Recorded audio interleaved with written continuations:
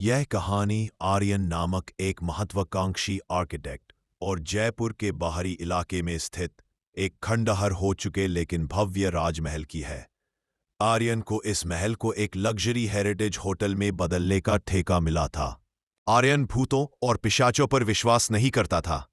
स्थानीय लोग महल को शापित मानते थे और चेतावनी देते थे कि यहाँ एक काम पिशाचिनी रहती है जो पुरुषों को अपने रूप जाल में फंसाकर उन्हें खोखला कर देती है। आर्यन ने इन चेतावनियों को प्रोजेक्ट में देरी करने की चाल समझा और महल के अंदर ही रहना शुरू कर दिया ताकि वह जल्दी काम पूरा कर सके। महल विशाल था और रात में उसकी उदासी और भयावहता दोगुनी हो जाती थी। पहले कुछ दिन काम सामान्य रहा, लेकिन आर्यन को जल्दी ही महसूस हुआ कि वह हमेशा थका हुआ रहता है, जैसे उसकी ऊर्जा धीरे धीरे रिस रही हो। एक तूफानी रात आर्यन अपनी योजनाओं पर काम कर रहा था। कमरे में अचानक सुगंधित चमेली की खुशबू फैल गई और दरवाजे पर एक हल्की दस्तक हुई। दरवाजा खोलने पर उसने एक अप्सरा जैसी दिखने वाली महिला को देखा, जिसका नाम उसने रिया बताया। रिया ने दावा किया कि वह महल के पुराने दरबारी परिवार की आखिरी वंशज है और तूफान के कारण यहां शरण लेने आई है। रिया की सुंदरता अविश्वसनीय थी। उसकी आंखें ऐसी थीं कि कोई भी उसमें डूब जाए। आर्यन तुरंत सम्मोहित हो गया।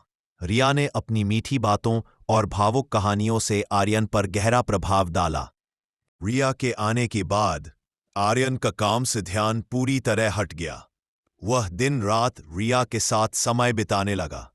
रिया ने उसे धीरे धीरे बाहरी दुनिया से काट दिया।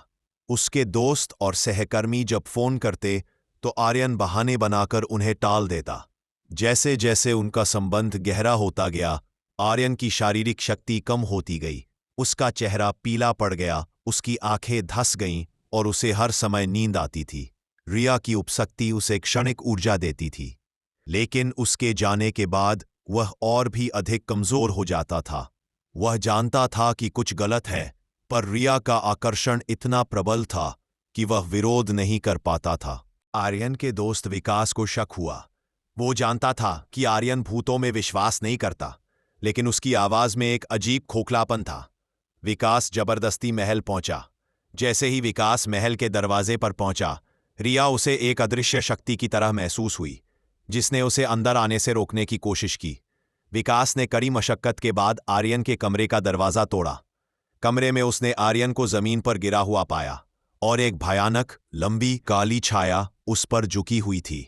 वो छाया रिया की थी, पर उसका असली रूप भयानक था। लंबी नुकीली उंगलियां, लाल काली आंखें और नुकीले दांत। विकास ने चिल्लाकर आर्यन को खींचा। रिया की चीखें गूंज उठी, लेकिन वो विकास को छू नहीं पाई, क्योंकि विकास ने अपनी जेब में हनुमान चालीसा रखी हुई थी। विकास भागकर गांव पहुंचा और एक सिद्ध ओझा को लेकर आया। ओझा ने बताया कि रिया एक उच्च शक्ति वाली कामिनी पिशाचिनी है, जो प्रेम का नाटक करके अपनी यौन शक्ति और सम्मोहन का उपयोग कर पुरुषों की प्राण ऊर्जा को पूरी तरह से चूस लेती है।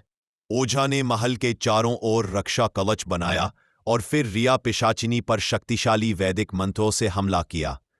दोनों के बीच एक भयंकर अदृश्य युद्ध छिड़ गया। पिशाचिनी ने अपनी शक्ति से दीवारों को हिला दिया और भयानक शोर किया। ओझा ने एक विशेष मंत्र के साथ रिया को एक प्राचीन अष्टधातु के पिंजरे में कैद कर दिया।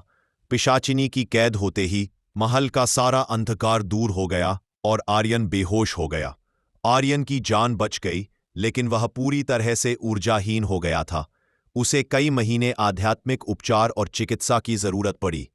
उसने राजमहल का ठेका छोड़ दिया और वह महल आज भी वीरान और सील है। आर्यन ने हमेशा के लिए जान लिया कि दुनिया में कुछ ताकतें ऐसी हैं जिन्हें सिर्फ तर्क से नहीं समझा जा सकता।